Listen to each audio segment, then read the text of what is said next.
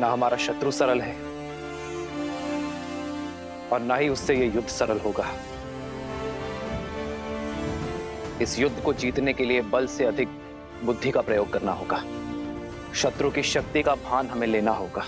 किंतु महाराज, हम शस्त्र से लड़ सकते हैं, माया से नहीं।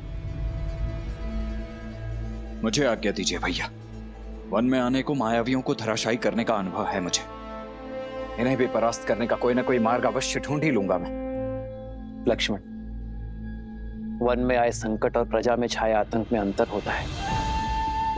सर्वप्रथम हमें इस बात का ध्यान रखना होगा कि हमारी प्रजा आतंकित ना हो।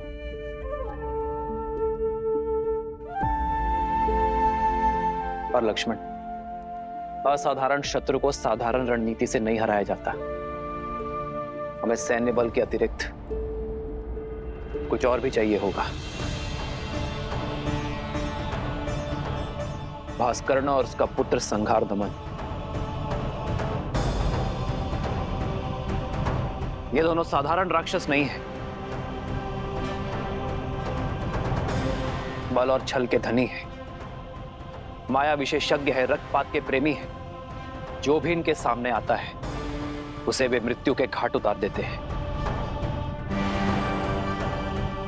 अपने माया के बल से वो अंधकार में भी प्रवीणता से युद्ध करते हैं।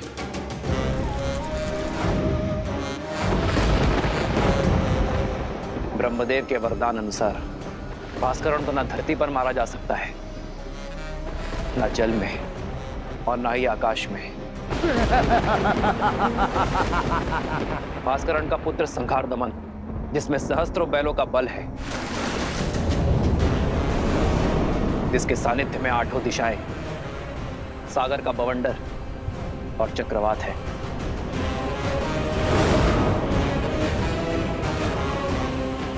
केवल यही नहीं राम, साथ ही वो उभयचर भी है, जो जितनी सरलता से थल पर रह सकता है उतनी ही सहजता से जल में भी जी सकता है।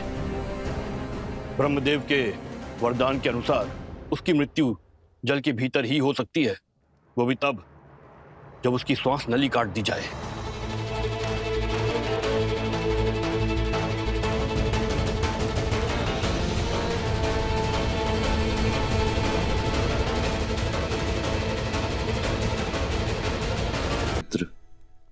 वानर सेना सज्ज है।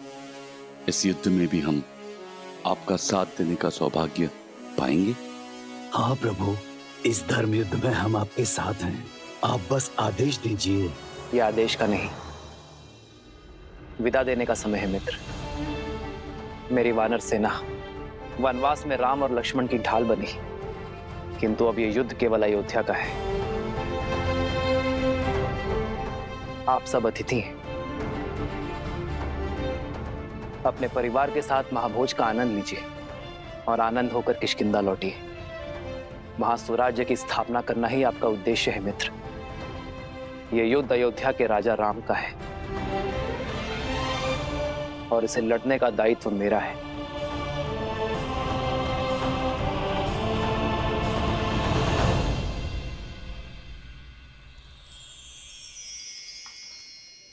ये क्या है हनुमान?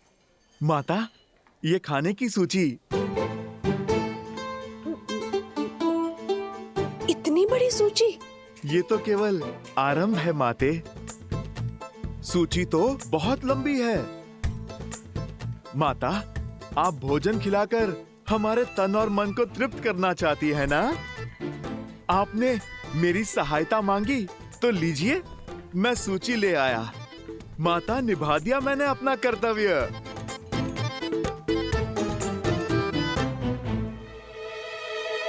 अब तो आप प्रसन्न है ना? हाँ, प्रसन्न हूँ। उर्मिला, चलो शीघ्र अतिशीघ्र भोजन बनाना आरंभ करते हैं।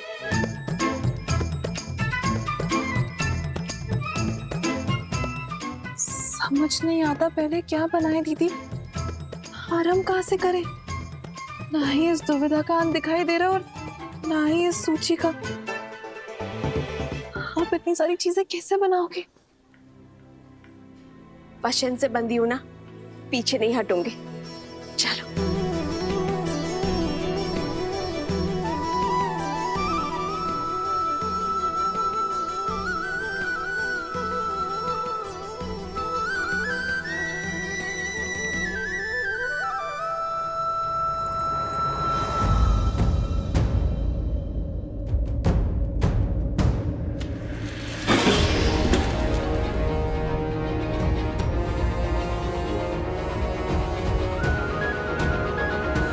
सीता, दीदी,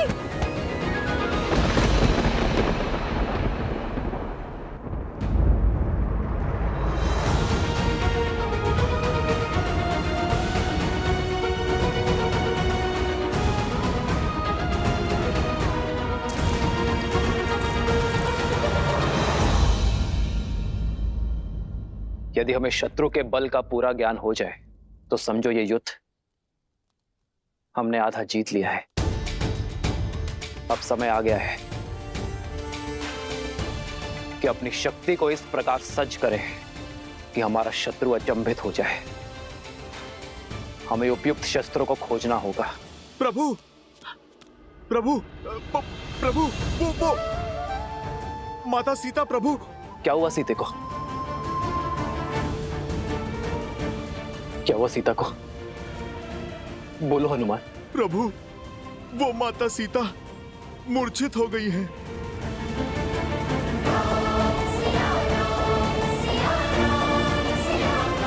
सीते,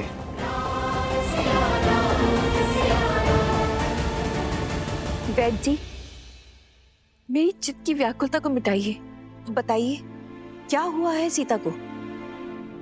चित्त में चिंता नहीं, आनंद को भर ले राजमाता। इस तरह पर शीघ्र ही श्री राम के उत्तराधिकारी के नन्हे नन्हे पग पड़ेंगे।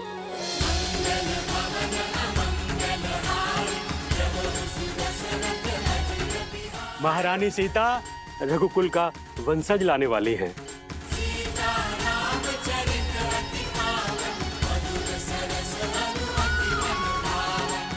सच? मेरे राम की संतान आने वाली है। आपको कोटि कोटि धन्यवाद।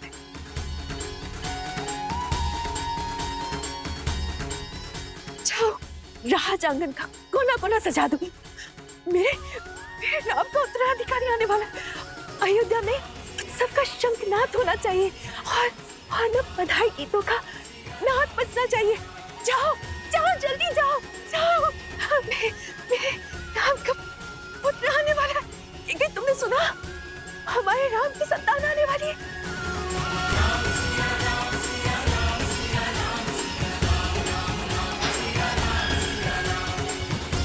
सुनो सुनो सुनो, शुभ समाचार है। महारानी सीता माँ बनने वाली है। महारानी सीता माँ बनने वाली है।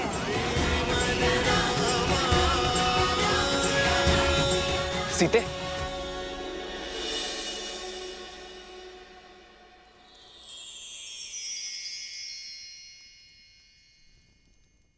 सीते, क्या माँ? सीते, पुत्र को पिता बनने की बहुत बहुत बधाई। मंगल भवन अमंगल हारी, द्रवहु सुदशरथ अजिर बिहारी।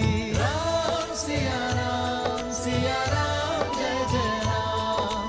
राम सिया राम जय जय राम। अरे अब भावों में बहती ही रहोगी या तैयारियां भी करोगी? पूरे राजमहल और सारी अयोध्या में उत्साह और उत्सव का रंग भी तो बिखेरना है। चलो चलो सखियों। हर्षित रही नगर के लोगा, करहि सकल सुर दुर्लभ भोगा। अब पहले से अधिक ध्यान रखना होगा तुम्हें सीता का। इस अवस्था में पत्नी का संबल और पति का साथ उसका प्रेम ही तो होता है। अहनिसि विधि मनावत रही, श्री रघुबीर चरण रति चाही। चलिए दीदी, अब पत्नी पति को समझाएगी उसे क्या सुविधाएं चाहिए। राम सिया राम सिया राम सिया राम, राम सिया राम सिया राम।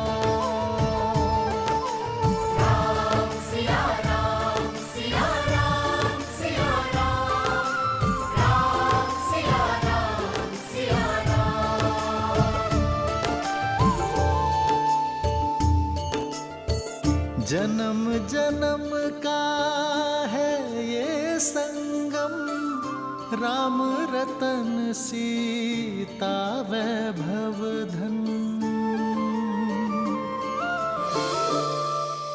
सच मांडवी, हम चाचा बनने वाले हैं। भरत भैया, हम चाचा बनने वाले हैं। हाँ लक्ष्मण, अब आएगा आनंद। अब अपने भतीजे के साथ मैं संसार भ्रमण पर निकलूंगा। नहीं नहीं नहीं, वो तुम्हारे साथ रहेगा ना तो विवाद करना सीख जाएगा। मेरा भतीजा तो अपने भरत चाचा का मित्र होगा। भरत भैया, बधाई हो। बधाई हो लक्ष्मण, बधाई हो। आज महाराज दशरथ होते तो राम की संतान का समाचार पाकर फूले नहीं समाते।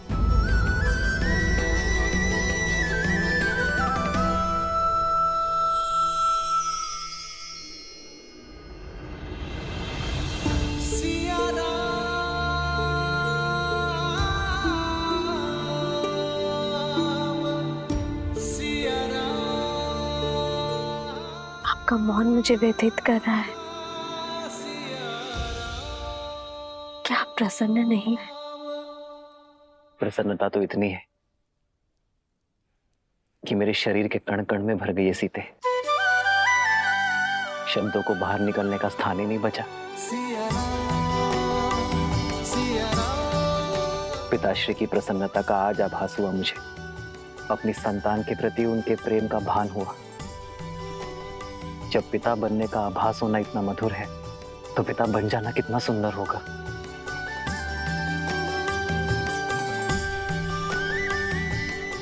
जीवन में सदा मेरा साथ और समर्पण दिया है तुमने सीते, किंतु आज उससे बड़ा उपहार देने के लिए तुम्हारा धन्यवाद। रघुकुल का कुलदीपक आने को है, ऐसे में महारानी का आहार विशेष और विशिष्ट होना चाहिए। राजमाता प्रणाम। मैया ने संसार का सबसे बड़ा सुख दिया है प्रभु को। आप उनसे कहिएगा अब वानर सेना भोज का 2 गुना आनंद उठाएगी। पुत्र तो माता की व्यथा समझ गया, किंतु क्या व्याकुल वानर सेना समझ पाएगी? सीता रसोई घर में नहीं जा सकती। 3 मास तक कोई श्रम नहीं कर पाएगी। होने वाली संतान के लिए माता का विश्राम करना अति आवश्यक है।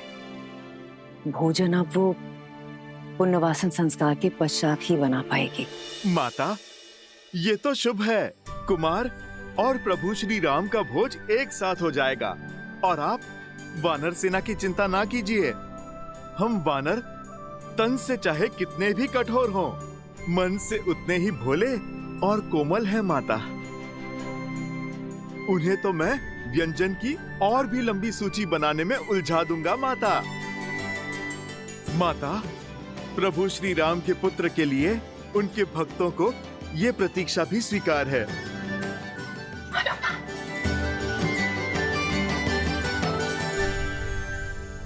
सीते, ये भेंट मेरे और तुम्हारे आने वाले प्रेम प्रतीक के लिए। अच्छा,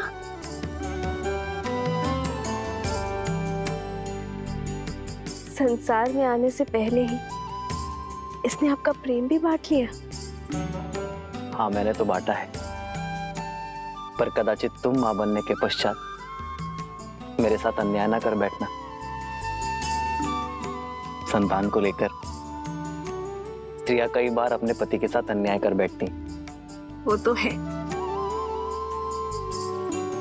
आइए देखते हैं कि आप इसके लिए क्या लाए हैं।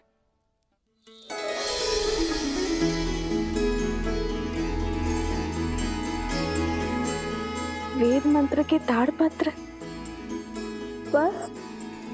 हाँ सीते, क्योंकि अपनी होने वाली संतान में धर्म के बीज बोना ही माता पिता का सबसे बड़ा कर्तव्य है। एक स्त्री को तो जीवन भर उपहार में वस्त्र और आभूषण मिलते हैं, किंतु गर्भावस्था में एक स्त्री के लिए उत्तम भोजन और ये पुस्तक ही सर्वश्रेष्ठ उपहार होता है।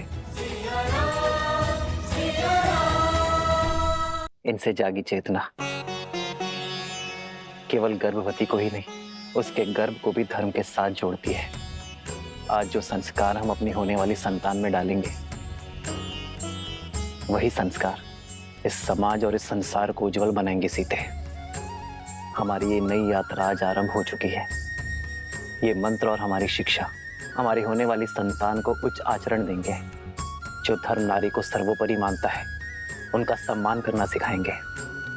नारी माता, बहन, गृहिणी का सम्मान करना अति आवश्यक है सीते। उन पर अन्याय और अत्याचार करना महापाप है। इस विचार का प्रचार और प्रभाव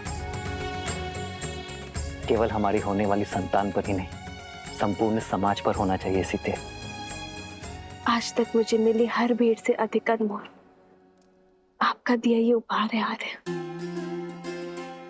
इसे पाना मेरा सौभाग्य है और मैं वचन देती हूँ आप हमारी संतान सदा धर्म और न्याय का संस्कार पाएगी, नारी का सम्मान करेंगे और उसका प्रचार और प्रभाव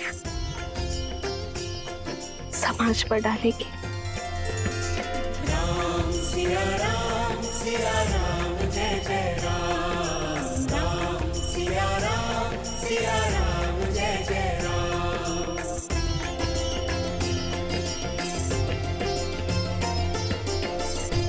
सीते, मेरे इस उपहार के बदले क्या तुम मुझे एक उपहार दोगी?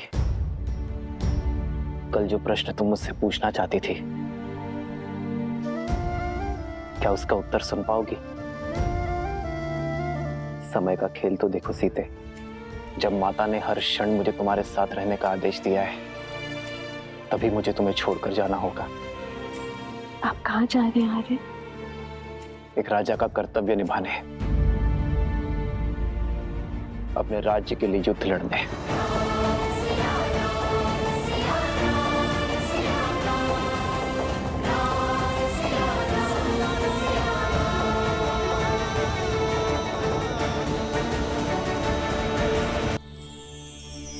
सीते, रावण के मामा भास्करण ने अयोध्या पर आक्रमण कर दिया है।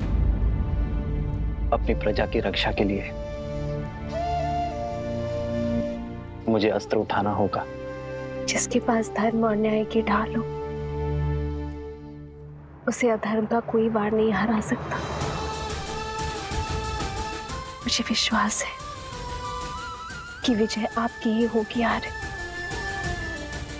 और रही बात हमारे साथ की, तो माता पिता का कर्तव्य संतान को भविष्य के लिए सच करना भी तो है ना। इसे धर्म और न्याय के जीते जागते उदाहरण से आपसे सीखना होगा कि ये राजा रामचंद्र का पुत्र है।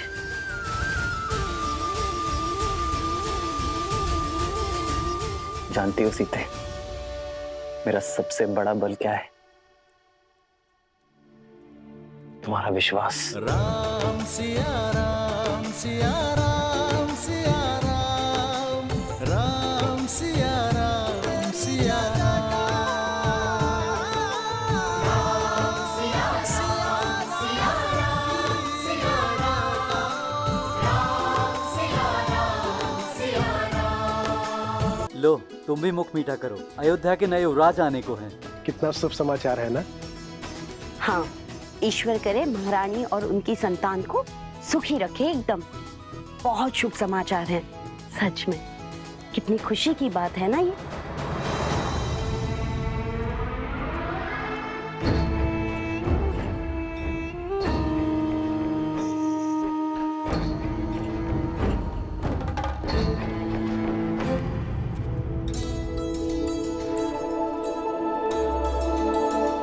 लीजिए भैया, आप भी लड्डू खाइए। हमारे राजमहल में लल्ला आने वाले हैं, प्रभु श्री राम के उत्तराधिकारी आने वाले हैं। खाओ खाओ।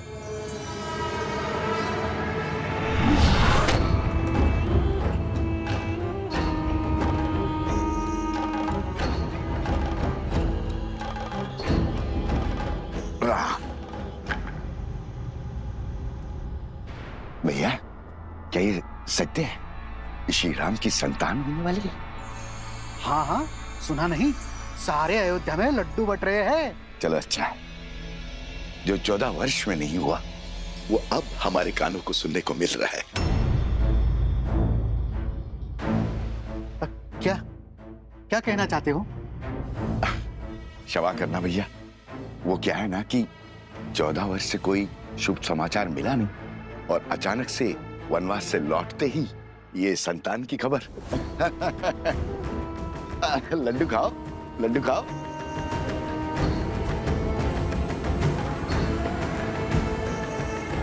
किसने अयोध्या की गरिमा पर इतना बड़ा घोर लांछन लगाया? किसने उनके गरिमा का वध किया? किसने? सामने आओ, अभी मैं उसकी जीवा काट लूंगा। मारो, मारो मुझे, मारो। क्षमा के योग्य नहीं हूं मैं। बचपन में माता मारती थी, बड़ा हुआ तो मित्र मारने लग गए। इस जीवा के कारण ये स्थिर नहीं रहती है, कहीं पे कुछ भी बोल देता हूं मैं। घोर अपराध हो गया, मुझे स्वयं को दंड देना होगा। मैं स्वयं को दंड दूंगा। दंड देना होगा, दंड देना होगा, दंड देना होगा, दंड देना होगा, दंड देना होगा। ए रुको, रुको। अरे क्या कर रहे हो?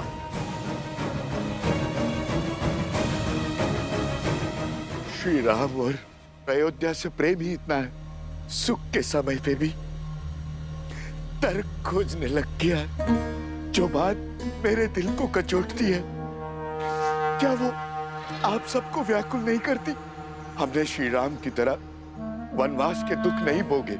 हमने तो महारानी सीता की तरह 6 महीने उस दुष्ट रावण की लंका में रहने का दंश नहीं भोगा। सोचिए, विचार कीजिए, क्या क्या हुआ होगा उस 6 मास में। क्या क्या बीती होगी महारानी सीता पर। क्या ये विचार आपको व्याकुल नहीं करता? अपनी व्याकुलता हमें नहीं, श्री राम को बताना, वही निर्णय लेंगे। चलो मित्रों। अरे रुको, रुको, कहां जा रहे हो? मैं स्वयं लज्जित हूं। अब तुम जाकर ये प्रश्न श्री राम से पूछकर उन्हें लज्जित करोगे? वो श्री राम जिन्होंने अयोध्या को मान दिया, सब मान दिया, उन्हें लज्जित करोगे? क्या उत्तर देंगे? उनका तो स्वयं संबंध है इस घटना से। देवी सीता के लिए रावण का वध किया है श्री राम ने।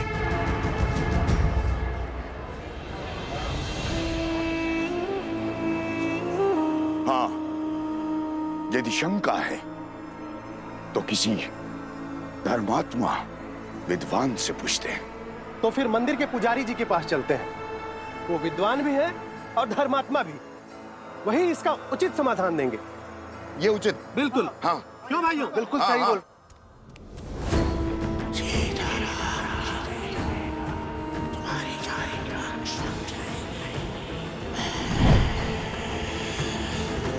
विकास का वास्तविक अर्थ है अपने नगर से, अपने घर से, अपने सुखों से, गृहस्थ कर्म से पूर्ण संन्यास, यानी ब्रह्मचर्य। श्री राम जैसा पुरुष जिसके मन में धर्म के संस्कार बसते हों, वो वन के वातावरण में संतान को जन्म देके उस संतान को धर्म से वंचित नहीं कर सकता। वो अपना ब्रह्मचर्य नहीं तोड़ सकता। इसीलिए 14 वर्षों में कोई संतान नहीं हुई। उचित कहा पुजारी जी। हमारा संदेह मिटाने के लिए धन्यवाद पुजारी जी। चलो भाइयों। रुको, वाह पुजारी जी वाह, धर्म की बात तो कर ली, अब सत्य पे आइए पुजारी जी। क्या है सत्य का आधार? विश्वास से कल्पना होती है, सत्य को प्रमाण चाहिए।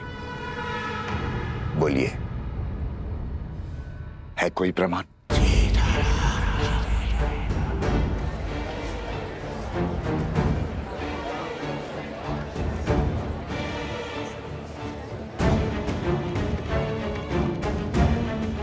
क्या हुआ पुजारी जी?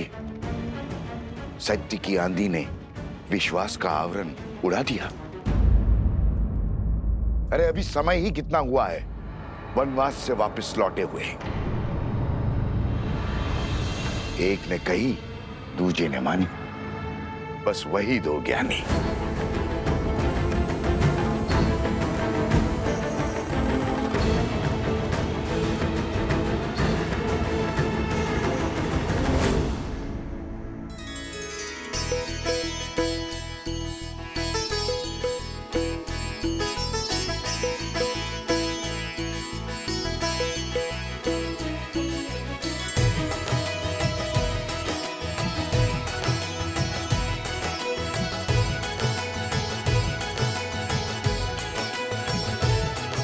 हनुमान,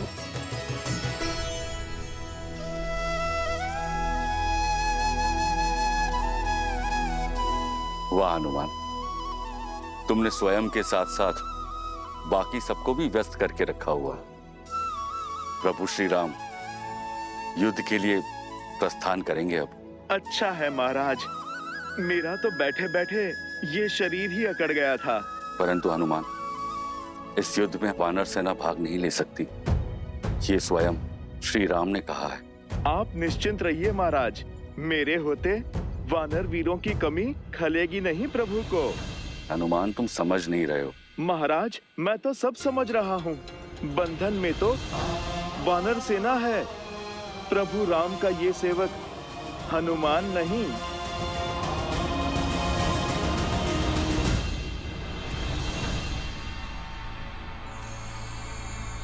सुना है श्री राम अपनी सेना लेकर पश्चिम की ओर जा रहे हैं, उस दुष्ट भास्करन और उसके बेटे से लड़ने।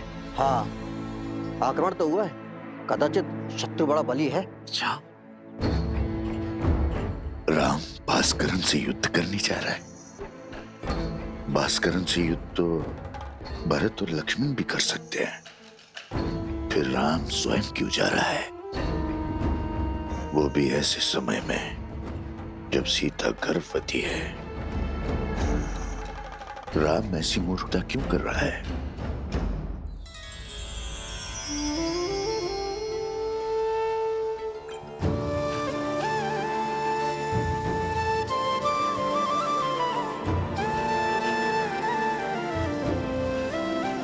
बैठो सीता, देखो हमने अपने हाथों से तुम्हारे लिए भोजन बनाया है, खाओ। इतना सब? इतना सब कहाँ? अब तुम एक नहीं दो हो। तुम्हें हमारे आने वाले पौत्र के विषय में भी तो सोचना है। होने वाले शिशु के लिए पोषण अति आवश्यक है। ग्रहण करो।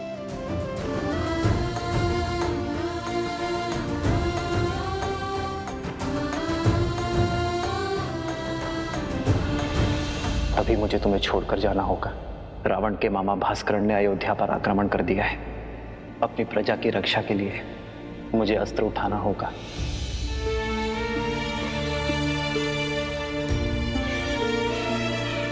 देखने भर से पेट नहीं भरेगा पुत्री। माता, मेरा कुछ खाने का मन नहीं।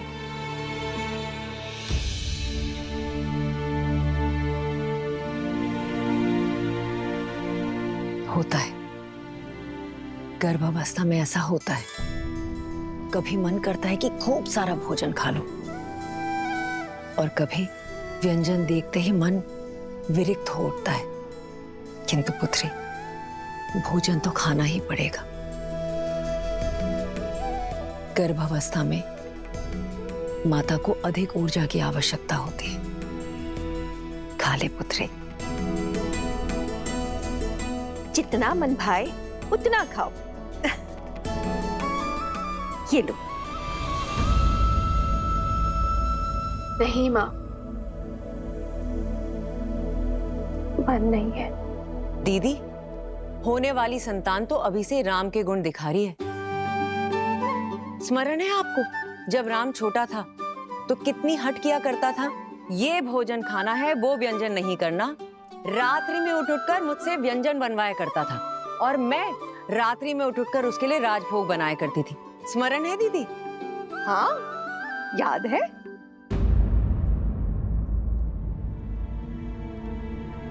क्या हुआ सीता? मुस्कान होठों पर आई पर गालों तक नहीं पहुंची। क्या हुआ है पुत्री? महारानी की जय हो। महाराज युद्ध के लिए प्रस्थान करने के लिए सच है।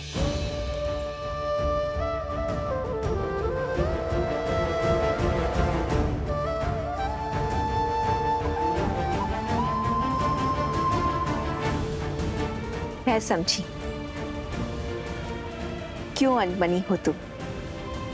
ऐसी दशा में कोई स्त्री नहीं चाहेगी कि उसका पति उससे दूर जाए, पर अभ्यास करना होगा। एक राजा का कर्तव्य है कि संकट में उसकी प्रजा की रक्षा करना, और एक रानी का आभूषण है उसका साहस। अब जाओ, राम को रघुकुल रानी की भांति विदा करो। जाओ।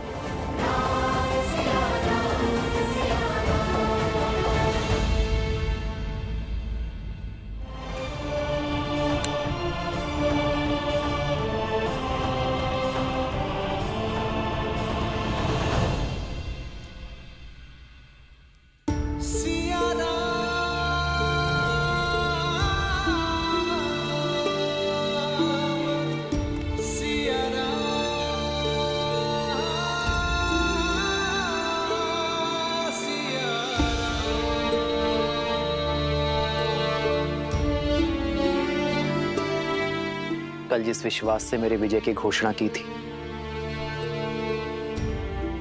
आज उस मुख पर इतनी चिंता क्यों सीते?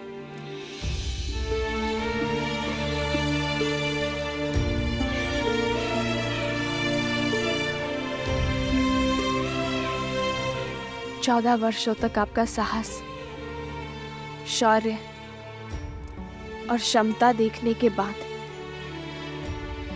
कि सीता कभी चिंतित हो ही नहीं सकती यार, परंतु एक होने वाली माँ का स्वप्न बिगड़ जाने का शोक अवश्य है।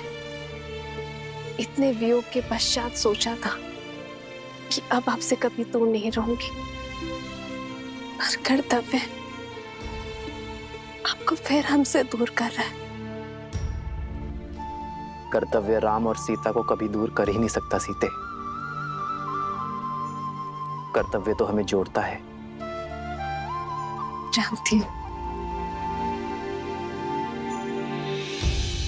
पर ये इससे वियोग क्यों आ रहा है? इस समय आपको इसके साथ होना चाहिए था।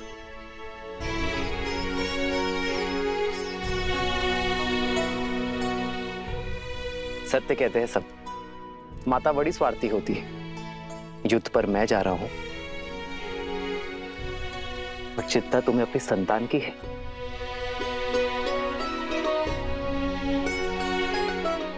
वैद्य कहते हैं सीते कि संतान गर्भ से ही अपने माता पिता के भाव अनुभव करती है। तो ये वियोग हमारी संतान को और प्रबल बनाएगा। कर्तव्य की पुकार का पालन करने की सीख उसे गर्भ से ही मिल जाएगी। और मैं जानता हूं कि मेरी सीता इस वियोग को सुख सहयोग बना ही देगी। हमारे प्रेम और वनवास की कहानियां सुनाने का समय मिलेगा ना तुम्हें? तुम मेरी शक्ति हो सीते, मेरी ढाल हो इस धर्म युद्ध में। मुझे अपनी धर्म पत्नी के साथ की आवश्यकता है।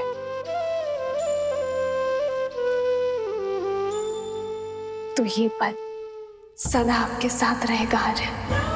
सिया राम, जय जय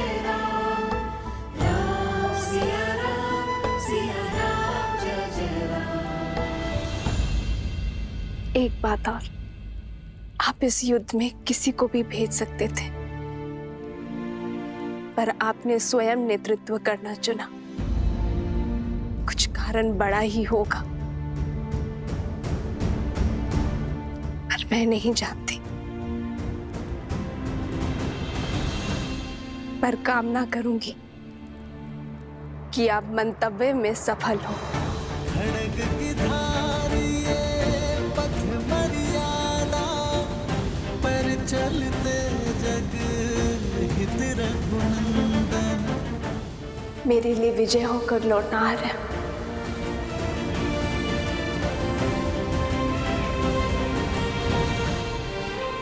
और इसके लिए शीघ्र आइएगा।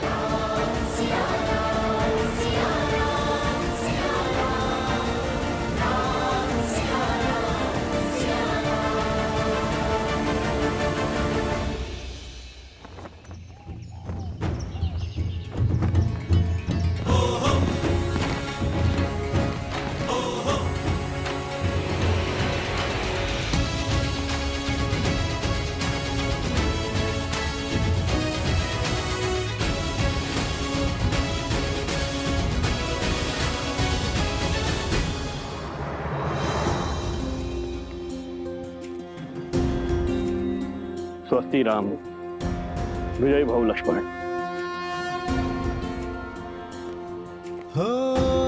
होई सोई जो राम रचि राखा,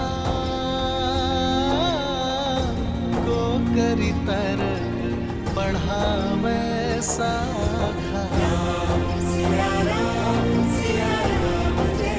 आपका तेज सूर्य सा दमके।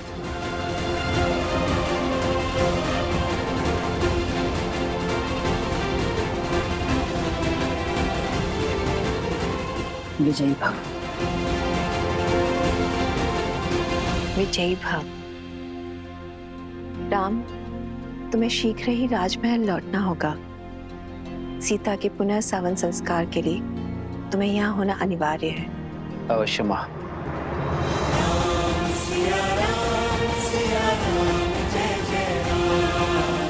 आओ लक्ष्मण। सियावर रामचंद्र की, सियावर रामचंद्र की, सियावर रामचंद्र की, सियावर रामचंद्र की, सियावर रामचंद्र की, सियावर रामचंद्र की, सियावर रामचंद्र की, सियावर रामचंद्र की, सियावर रामचंद्र की, सियावर रामचंद्र की।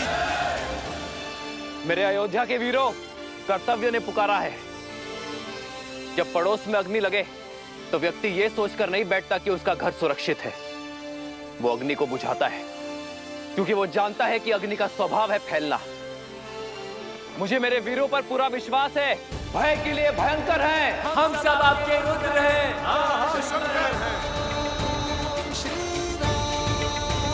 राजा राम श्री राम।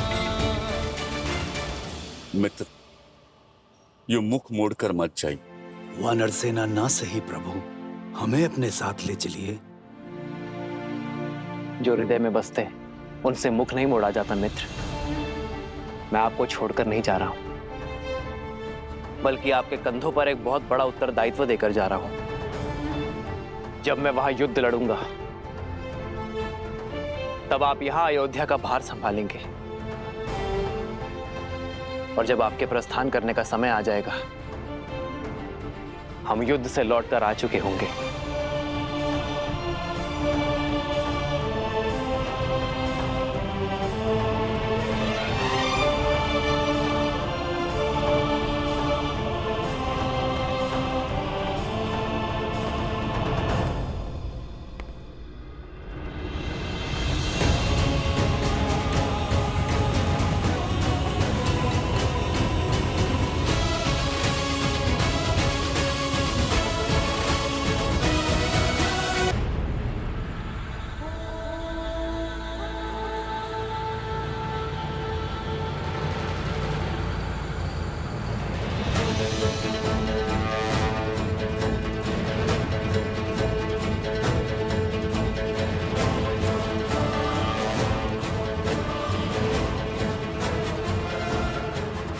क्या हुआ भैया?